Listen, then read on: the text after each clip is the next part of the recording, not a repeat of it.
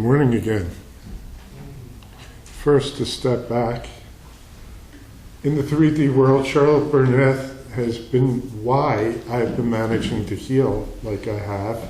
She's been a one-woman show around the house and in all the alternative treatments we've been doing. So I thank you for that. So I was thinking, how do you introduce somebody who's one heart with you, who is so multi-talented and so multifaceted and so multi-dimensional? So I always try to have spirit to it. And, I'll add one minor thing, because Larry did a meditation with the Panther.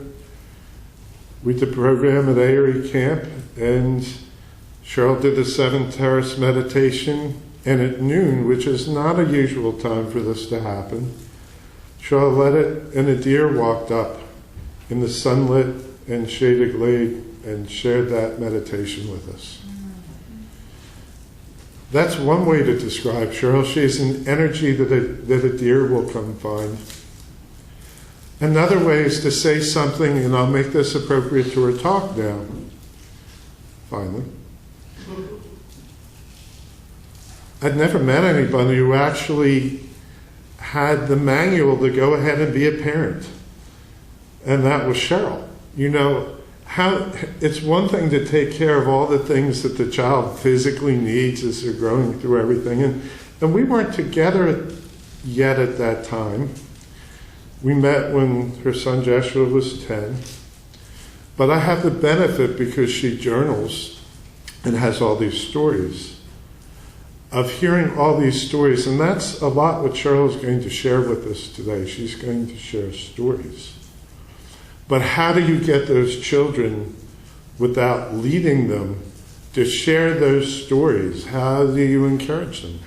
How do you get those stories? And I think for any of us here, for anything we share with children if they're younger, or with grandchildren, or anybody you can encourage to watch this on YouTube when it comes out, this is about letting the child bloom and letting them share their stories and having a safe environment for them to share their stories, and observing and writing it down. And then when they're older and they've forgotten these stories, you still have them, because children forget. But somebody who's helped nurture them never does.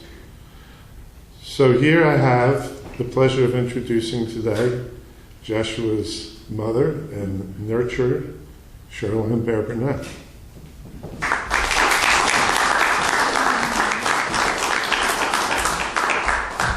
So good morning again.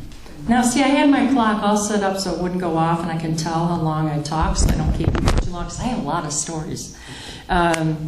So I'm here today to speak for the children. I call them the messengers. They have a message for us. It's really important, and we need to be listening. And they actually have a lot in common with the near-death experiencer people that come and talk here at the fellowship. And that's one of my favorite things to listen to, is to listen to the near-death experiences, the NDE people. I call them the messengers too, the been there and back people, which when you think about it, near-death experience is really a misnomer, because they have been dead. It's not like it's near-death. They've been there. They've been clinically dead and come back. And I love those stories, because they're speaking from the kind of knowing that experience gives you, and not just information gleaned from books or what someone told you should believe. Which many of us have heard growing up in our different religious backgrounds, not to ask questions. We're going to tell you what you should believe, okay, because it's here, or we're telling you, and don't ask questions. I've talked to so many people who were thrown out of their Sunday school classes because they asked too many questions, and that's one reason we end up at the fellowship, because we can explore, and we can ask questions. And we can expand our consciousness and our understanding. And we don't necessarily have to be all on the same page. because we have open minds, so we can take these ideas and just look at them. So I love when people share their stories. It's my favorite thing. When they tell where they've been in their lives and their challenges and their griefs and their triumphs and how they overcame things and their faults, because we can all relate to their humanness, and that's what touches my heart. And children touch my heart more than anything, I think. And so what I'm sharing with you today is really my experience of dealing with the children in my life, and sharing their stories too. So they're not kind of the been there and back people, they're more like the I was just there people. So they're closer to spirit because they haven't been in the 3D world that long and they haven't yet fallen asleep. But as David said, a lot of times they do forget as they get older. And some of the stories that I'll share about my son, he doesn't remember now. But because I kept a journal, I have them in his own words, which is really precious to me. So children and the near-death experiencers have a similar MO. Okay, they have a similar modus operandi, and I'll tell you a secret. With children, they're in disguise.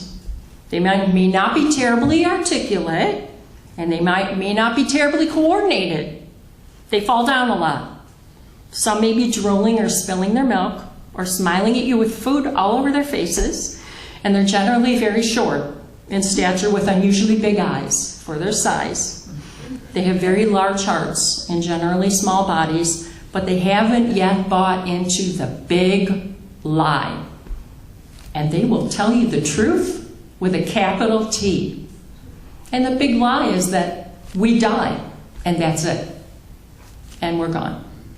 They haven't bought into that yet. And telling the truth, I worked at Children's Hospital of Buffalo with very young preschoolers, like they were 4 to 6 years old.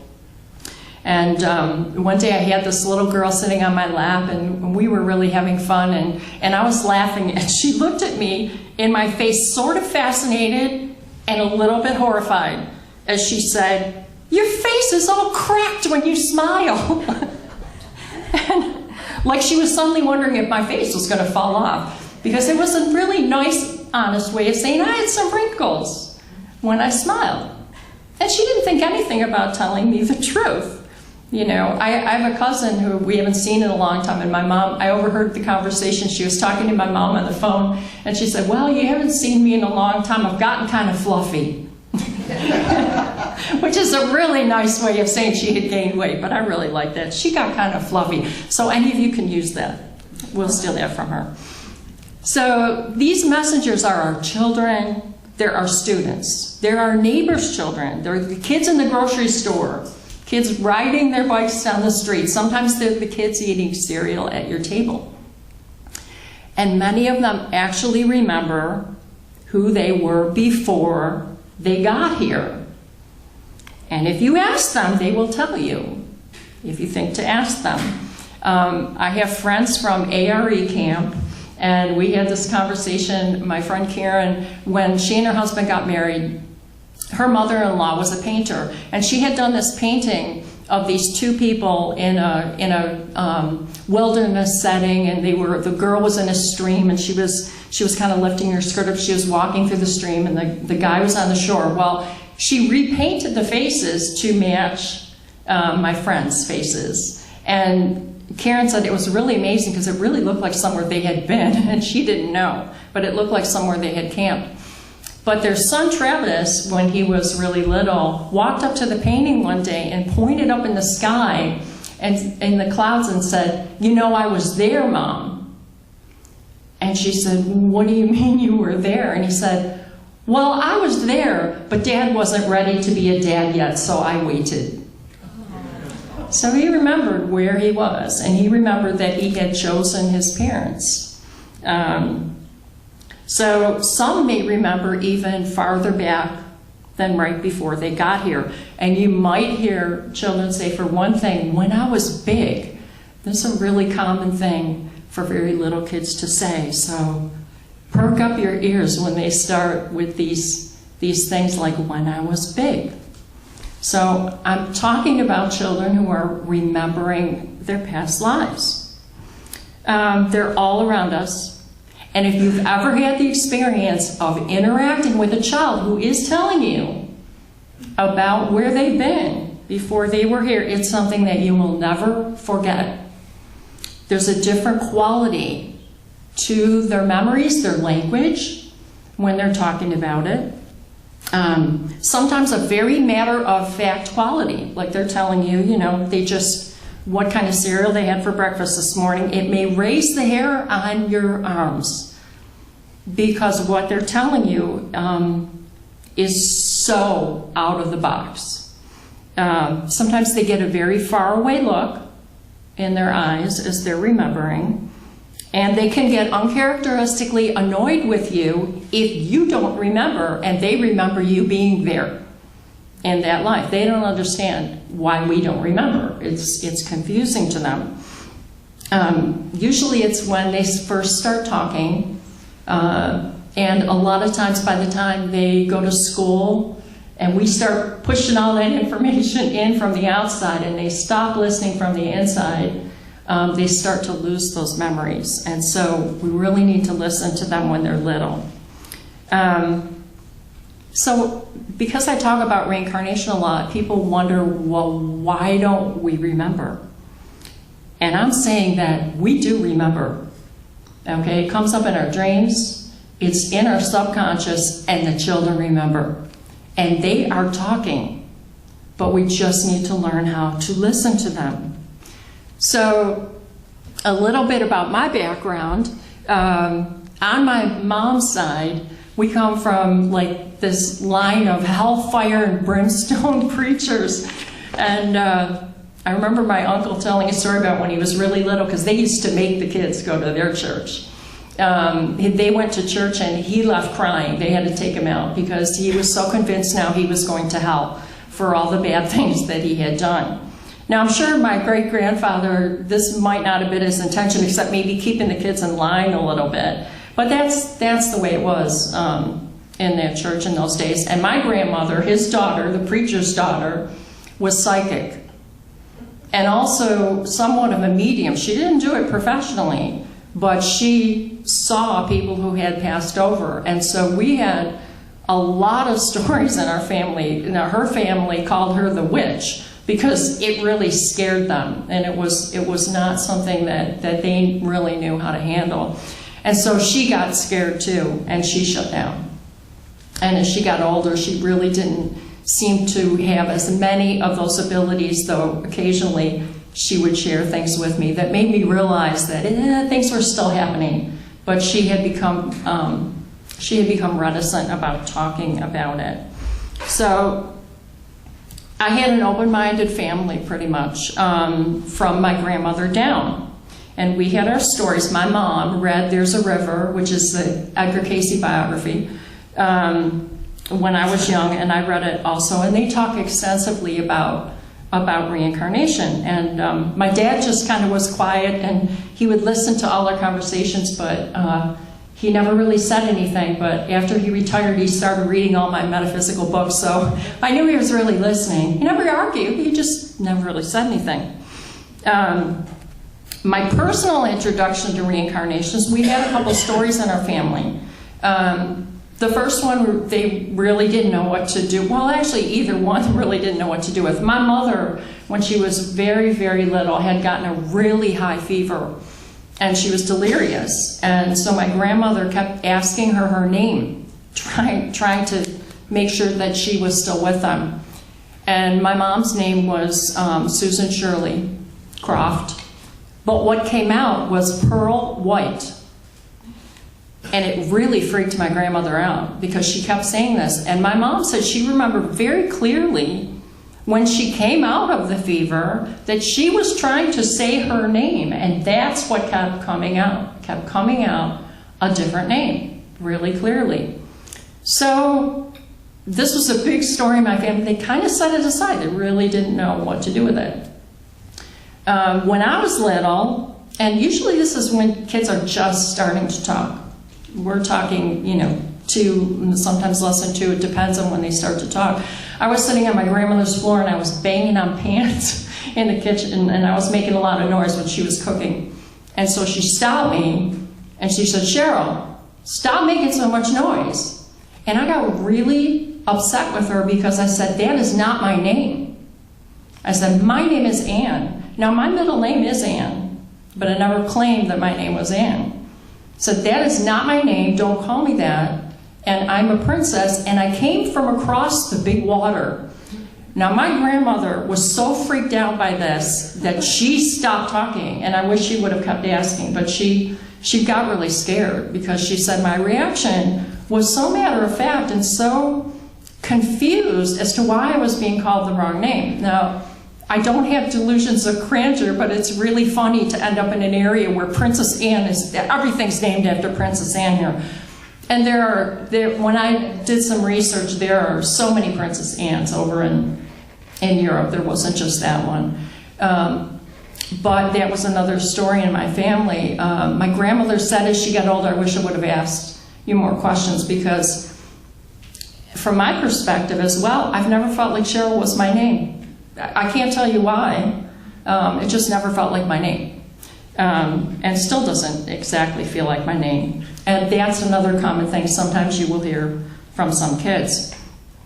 A defining moment in this, looking into this, was a book that I picked up at my grandmother's house, and it was stories of children who remembered their past lives. And I think at this point it's probably based on Ian Stevenson's work. He's now passed away, but he worked at University of Virginia. He was the head of Division of Perceptual Studies, and he actually studied children who remembered their past lives. And after reading this, I thought, this makes sense to me. I was probably 13 or 14. That there's justice and there's a purpose. There's some kind of divine order in all this, that some people are born handicapped and some people are born athletes and some people are born poor and some seem to have everything.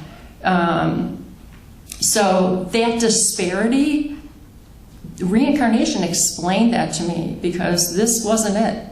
Okay, we were carrying over things from other lives, and that's why we came into the situations that we came in. And according to Edgar Casey's readings, we have a soul plan when we come in here. We choose our parents, we choose our environment, because we know the lessons, the spiritual lessons we need to learn. And so we kind of set it up, and here we are. We come in and we get the lessons that we know that we need to learn. In a spiritual sense, kindness and non-judgment and forgiveness and patience. Casey actually said, his reading said patience was a dimension. Not sure exactly what he meant by that, but in other words, it was huge, the learning of patience, and most of us can relate to that. Then I found out later that when my mom was pregnant with me in the hospital, my dad brought her a book into the hospital when she went to labor, and she wasn't ready quite yet, and it was The Search for Bridie Murphy, which was one of the very first, it was a bestseller, probably the first mainstream book on reincarnation that had ever come out. And they actually made a movie of it in 1956. It was about a lady who remembered under hypnotic regression having lived in Cork, Ireland in the 1800s. And when she was under hypnosis, she had an Irish accent, and she had never really been around anyone and used those kind of, to hear those kind of terms or that accent. So, jumping ahead, I spent a lot of years on the road singing in a band, and then I ended up working at Children's Hospital in Buffalo doing play therapy after I had gone back to college and got my degree in psychology. And I was interacting with these little kids, and I heard some really interesting things. One little boy, when I took him into the restroom, because it was down the hall, they were so little, we had to take them every time, and he's in the restroom, and there was a bee in there that flew in the window, and he was just freaked out by this bee. And I said, well, honey, if you don't, it's much more afraid of you. Look how big you are. But if you're slapping at it, you're scaring it. And he said, oh, no. I got bit by a bee once, and I died. So he was serious. He was not going near this bee. Now, he was 6 years old at that time, that particular child. One of my favorites was little Auntie, who was, he was very round. He was really, really little, and we're in Buffalo. He had a really round face and a really round body, and when you put a snowsuit on him, he looked like this. And you could kind of knock him over in the snow, and he would just roll away. He was just and cheerful. He smiled all the time. Well, he babbled. He wasn't speaking yet. And actually, I think he was around 3 to 4. He was one of the youngest that we had. And we used to laugh because the way he babbled was like a conversation. He would use inflections. He would stop. Sometimes he would, like he was asking you a question. And we always laughed that he must be speaking his own language because he wasn't speaking English, but he used appropriate kind of inflections in his babbling. So it was kind of a joke amongst us. And one day we were playing at the sand table, and one of the other little girls was having a meltdown in the corner. She was really upset. And he looked at me and he pointed over to her in the corner and he said, "Triste." Triste.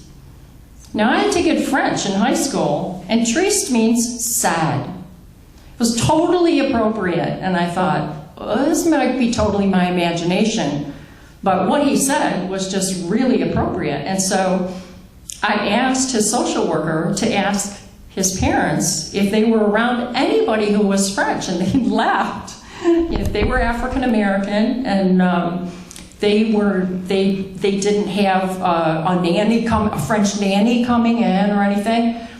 They weren't around anyone French. They were very sure that they weren't. But out of curiosity, he did tend to listen really well to instructions, but I remembered enough French that I would give him instructions when we were walking in the hall in French, and he would immediately listen to me. So they never did really pin that down at all. They just thought that I was crazy, but it worked because he responded to it. And we had another little girl who did not want to respond to her name because she said that was just not her real name, which made me think of how I felt about my particular name. So when I came down here in 1991, I worked at the ARE for a number of years, and so I was hearing a lot about reincarnation. And then I had my son Joshua, and I was 40, and so I was really listening because I already had the background, and I had heard people speak on actually children who remembered their past lives, so I had a little bit of a context in how to ask them questions. But I just put it out there, and I thought, well, if he's going to talk about it, he's going to talk about it someday. So my first memory of Joshua talking about his past lives, he was still in diapers and he was drinking a bottle. So I'm in bed. He was big enough that he crawled up on the bed. It was really early in the morning, and I had gone and I got him his bottle, and I was still laying down half asleep. And he got up and he's sitting in bed with his bottle and his diaper, and he's looking really thoughtful. And he says to me, "I was a girl last time." And I said, "Really?" And I'm just throwing it off the cuff right now. I'm going, whoa, what was I? And he said, "You were a boy. We switched." Now, for one thing, this was kind of unusual language, the whole thing about switching. I had never heard him say anything even remotely that he understood the concept of switching anything. But it was fascinating. And he was just very matter of fact about it. And then he got off the bed and he went back to his room. The next time, he was still in diapers. This one got to me a little more. I was cleaning in the living room, and my son had been playing by himself. He was an only child. He was really good about entertaining himself. And he was still in his little diapers, and he comes up to me, and he stopped me, and he said, "My father died." Now, that kind of freaked me out because my husband at the time was working, and he was on the job. But I never heard him call his father. He called him Daddy. I never ever heard him say father. And so I just repeated, I said, your father died? And he said, yes, long time. So I kind of got the clue that he was talking about something that was a long time ago. Now these are his exact words, because I wrote down his exact words. So I thought, is he talking about a past life? And I said, well, were you sad? Were you mad? And he didn't respond. And then I said, were you happy? Because I'm thinking, not all fathers are great. Some people could actually be relieved if their father died. He said, no, I died too. Now, I'm looking into the eyes of a little baby who has diapers on and is telling me that he died too. And I asked, did you have any boo-boos? And he said, oh, lots on my legs and my arm hurt. So, that my life. He went, that my life. I asked him if his father had boo-boos, and he said no, he just sick. And then he walked away and started playing again. And then he wanted to play a game where I saved him over and over and over. So one of the things that we need to watch for is what games our kids are playing. He just told me he died, and now he wants to play a game where I'm saving him over and over. But there was a difference. And I could tell the difference when he was speaking, when he was making something up, or if it was a dream. And I actually asked him from a very young age, oh, did you see that on TV? Did you have a dream? And if he had a dream, he'd say, I has a dream. But otherwise, he might say, it real, Mom, which was different. So another time, I was in the bedroom and I was painting and he was playing in his room. He's a little bit older, around 3 by that time. And he had picked up a big crystal that I had. It was a big rose quartz that had fallen on the floor. And he picked it up and he brought it into me. And as he handed it to me, he said, he was telling me about people throwing rocks at him and how he cried and cried and cried. And I thought, well, this hasn't happened. He hasn't had any rocks thrown at him recently, as far as I know. We lived out in the country. He wasn't even in preschool. So he was just really pretty much around us. And so he looks at his arms and he says, but I all better now. And I hear again. So I asked him, out of curiosity, was I there? And he said, yes. I said, well, what was I doing? He said, nothing. Now, I'm his mom. I'm thinking, if my son's getting stoned and people are throwing rocks at him, why would I just be standing there? And so that was really confusing me. And I said, I was just standing there? And he said, people were crying. They laughing at me. You stand next to me. And he went like this. Like his hands were tied. Like our hands were tied. I asked if his hands were tied too, and he said yes. He said, they hit you too. You were real scared. They hurt you real bad. They laugh at me. There was something about them laughing at him that really got him. And I asked, were they mad at us? Why did they do that? And he said, I don't know. They were real mad. Then I could tell that he was starting to get upset. And so I started to focus him back and said, well, look, you're all better now. Look, I'm all better now. And he was back. And he said, yeah. And he looked really happy.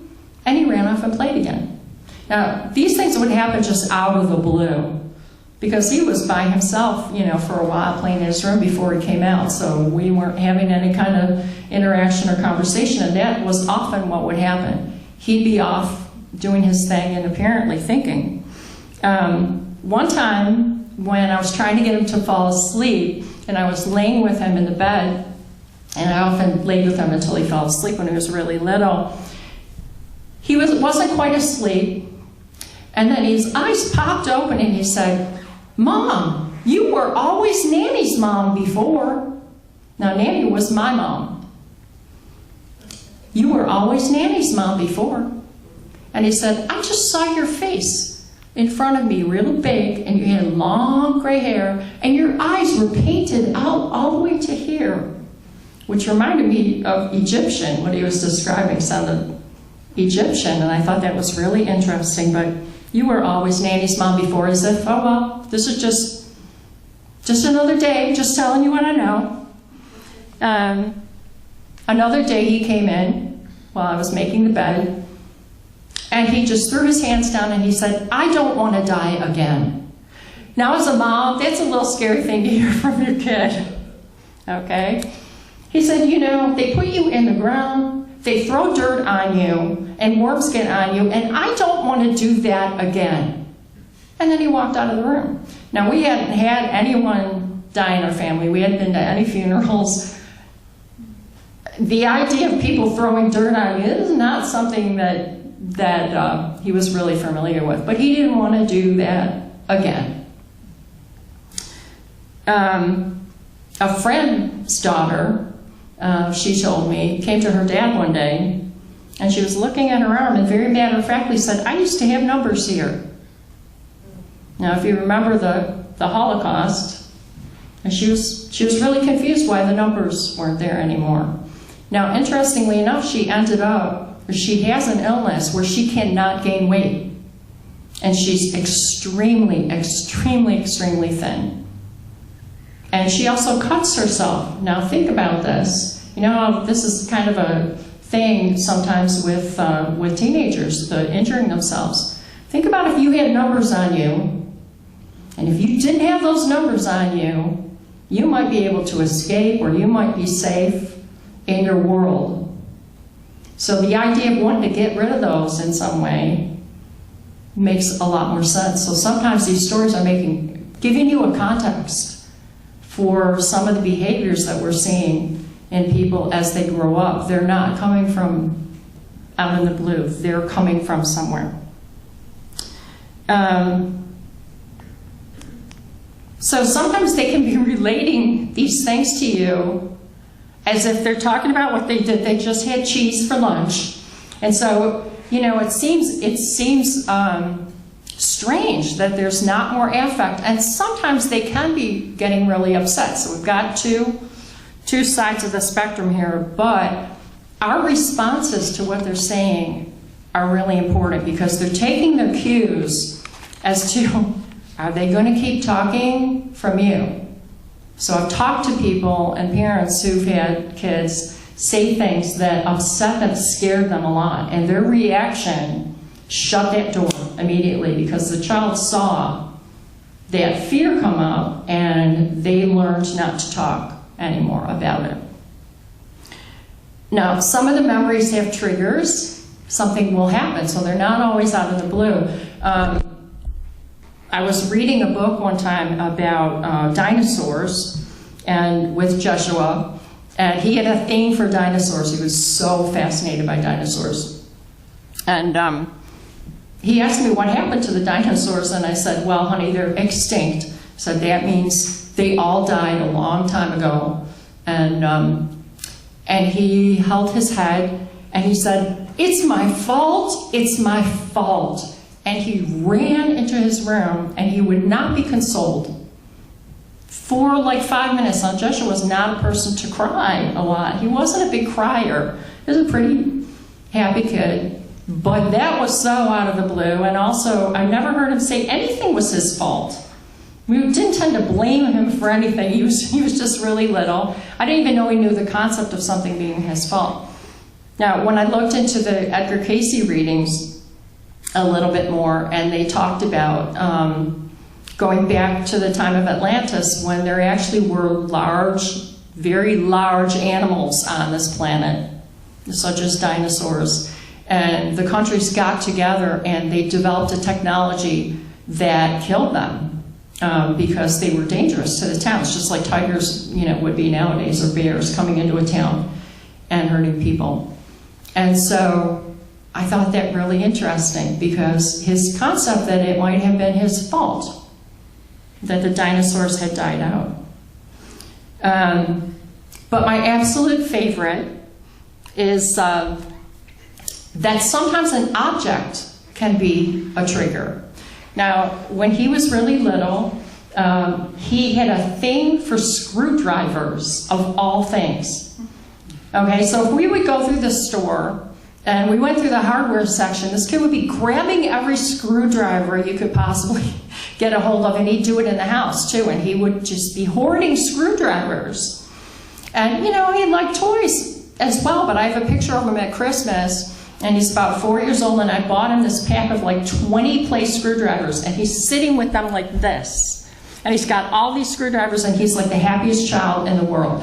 So we used to joke, it was a family joke, that he had died in another life desperately needing a screwdriver. Okay, so this was our joke. So one day I went out to the mailbox and I picked up the newspaper, the Virginia Pilot, and there was an article in the Virginia Pilot. It was a 2-page article on this battle, and it's hard to pronounce. Isanlawana. It's a battle. It was in Africa, and the British were fighting the Zulus. And the British were surprised. There was a surprise attack on them. And all their ammunition were in these wooden crates that were screwed together. And they could not find their requisitioned screwdriver. And they didn't have any ammunition out, and it was a surprise attack, and they tried to hack into the crates, and they were all wiped out. Every single person died because they needed a screwdriver, and they didn't have it. So I brought the paper, and I went, see? This is possible. Someone can actually die needing a screwdriver. So, you know, sometimes those are things that will come up as well. So, what I want to leave you with is this, and that's the message from the little messengers. And they come back to tell us that our biggest fear, the big lie, I call it, that we die, that we end, that we are alone, and that we die alone, is absolutely not true. It's an illusion. I heard Paul Solomon say one time, fear just stands for false evidence appearing real. But it's an illusion, it's not true. They're here to tell us we are infinite, indestructible spirit, and we do not really die, nor do we ever end. And they're telling us the story of their eternal souls. And all they need to hear from us is, I believe you. So thanks.